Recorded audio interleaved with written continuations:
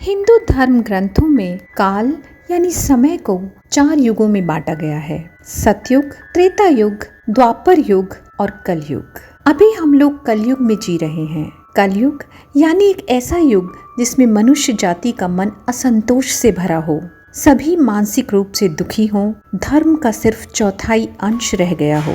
वर्तमान परिस्थिति में ये चरितार्थ होता हुआ भी दिख रहा है। आज चारों ओर अहंकार, प्रतिशोध, लालच और आतंक ही दिखाई दे रहा है। पुराणों में कलयुग को मनुष्य के लिए श्राप के समान माना गया है। आखिर ये कलयुग कब शुरू हुआ या फिर इस श्रापित युग का अंत कब होगा और उसके बाद कौन सा युग आएगा? तो आइए जानते हैं कलयुग के बाद का युग कैसा होगा।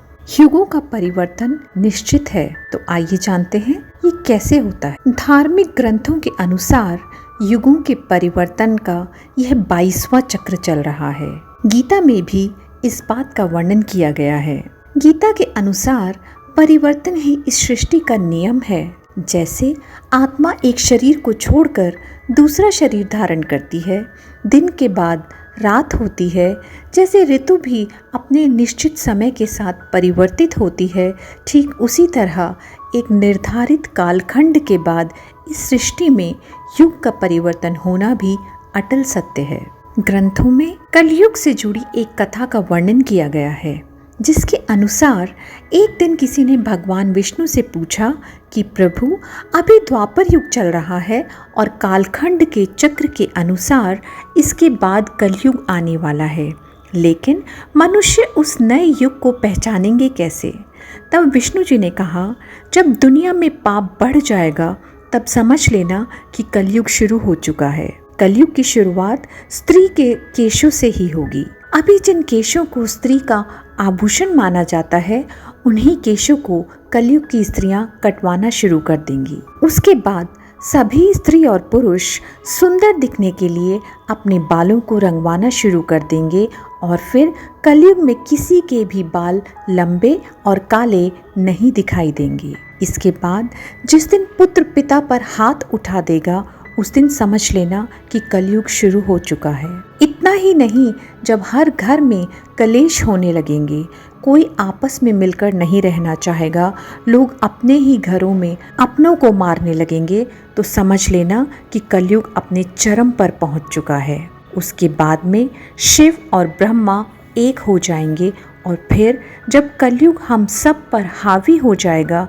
तो हम तीनों मिलकर इस युग का अंत कर देंगे और एक नए युग की शुरुआत होगी, जहां सब कुछ फिर से सत्य होगा। कलयुग का काल हिंदू धर्म ग्रंथों के अनुसार कलयुग का काल 4,32,000 साल लंबा है और अभी कलयुग का प्रथम चरण ही चल रहा है। ऐसा माना जाता है कि कलयुग का प्रारंभ 3102 ईसा पूर्व से हुआ था, जब पंचग्रह मंगल, बुध, शुक्र, बृहस्पति और शनि मेष राशि पर 0 डिग्री पर हो गए थे। इसका अर्थ यह हुआ कि कलयुग के 5,121 वर्ष बीत चुके हैं और 4,26,880 वर्ष अभी बाकी हैं। परंतु कलयुग का अंत कैसे होगा, इसका वर्णन हमें ब्रह्म पुराण में मिलता है। ब्रह्म पुराण के अनुसार कलयुग।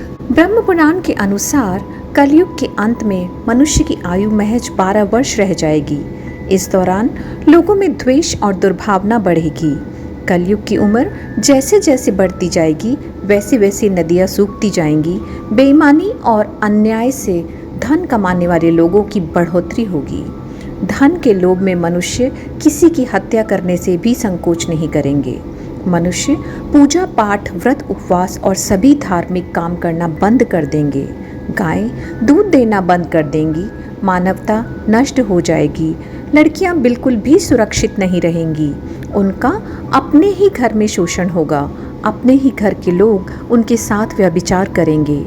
बाप बेटी, भाई बहन कोई रिश्ते नहीं रह जाएंगे। एक भाई दूसरे भाई का ही शत्रु हो जाएगा। शादी जैसा पवित्र रिश्ता अपवित्र हो जाएगा। किसी की भी शादीशुदा जिंदगी ठीक से नहीं चलेगी। पति पत्नी एक दूसरे से बेवफाई करेंगे। कलयुग में समाज हिंसक हो जाएगा।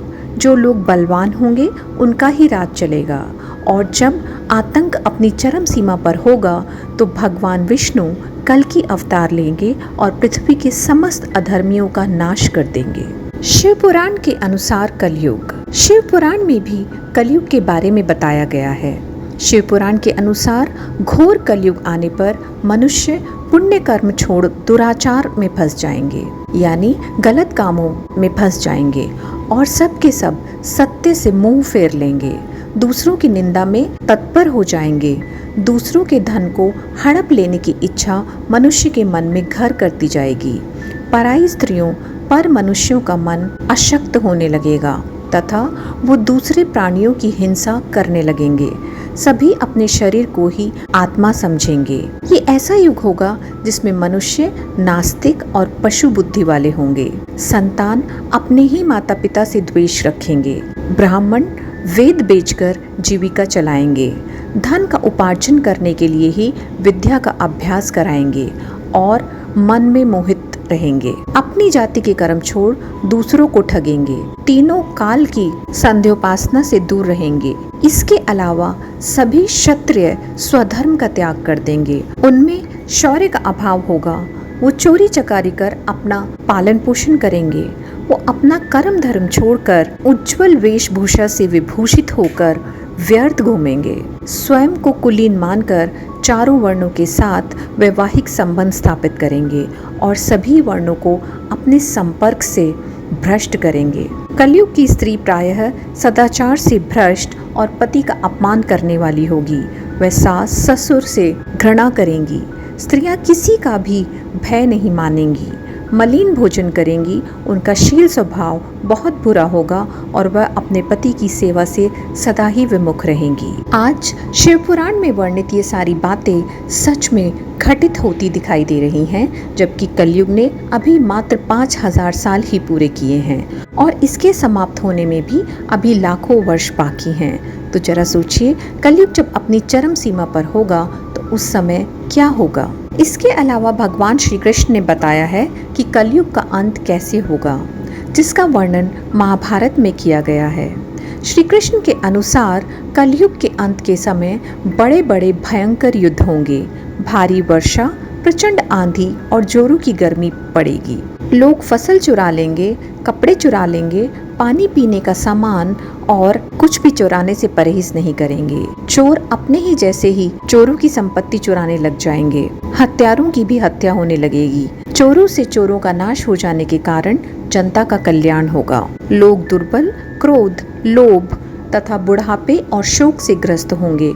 उस समय रोगों के कारण इंद्रियां क्षीण हो जाएंगी। इसके बाद कृष्ण जी आगे कहते हैं, कलयुग में जब पाप अपने चरम सीमा पर पहुंच जाएंगे और पृथ्वी लोक से धर्म समाप्त होने लगेगा, तब मैं कल की रूप में अवतार होकर इस धरा को पापों से मुक्त करूंगा और उसके बाद जो नया युग आएगा सतयुग कहलाएगा। अर्थात सृष्टि युग परिवर्तन का 22 चक्र पूरा करके 23वें चक्र में प्रवेश करेगी और फिर से नवयुग आरंभ होगा जो सतयुग के नाम से जाना जाएगा। कैसा होगा सतयुग? सतयुग की अवधि 17,28,000 वर्ष होगी। इस युग में मनुष्य की आयु 4000 से 10,000 वर्ष होगी। पृथ्वी लोक पर फिर से धर्म का बोलबाला होगा। मनुष्य भौतिक सुख की जगह मानसिक सुखों पर बल देगा। मनुष्य में एक दूसरे के लिए नफरत की कोई जगह नहीं होगी। चारों ओर प्यार ही प्यार होगा। मानवता की पुनः स्थापना होगी। मनुष्य को परम ज्ञान की प्राप्ति होगी। लोग पूजन कर्म कांड में विश्वास करेंगे। सतयुग में मनुष्य अपने तपोबल से भगवान से बात कर सकेंगे। इस युग में लोगों को अपने शरीर पर पूर्ण नियंत्रण होगा। आत्मा का परमात्मा के मिलन से सभी सुखी होंगे। अर्थात सतयुग इस सृष्टि का स्वर्ण युग कहा जाएगा। लेकिन सतयुग के आने में अभी काफी लंबा समय है, तो क्यों ना हम लोग कलयुग में ही अपने धर्म और कर्म से सतयुग की तरह जीने का काम करें, क्योंकि ग्रंथों में भी इस बात का वर्णन मिलता है कि कलयुग में भी जो लोग धर्म और कर्म पर विश्वास करेंगे उन्हें सतयुग की तरह ही सुख की प्राप्ति होगी। यदि आप किसी अन्य विषय के बारे में जानना चाहते हैं तो कृपया कमेंट बॉक्स में लिखें। धन्यवाद।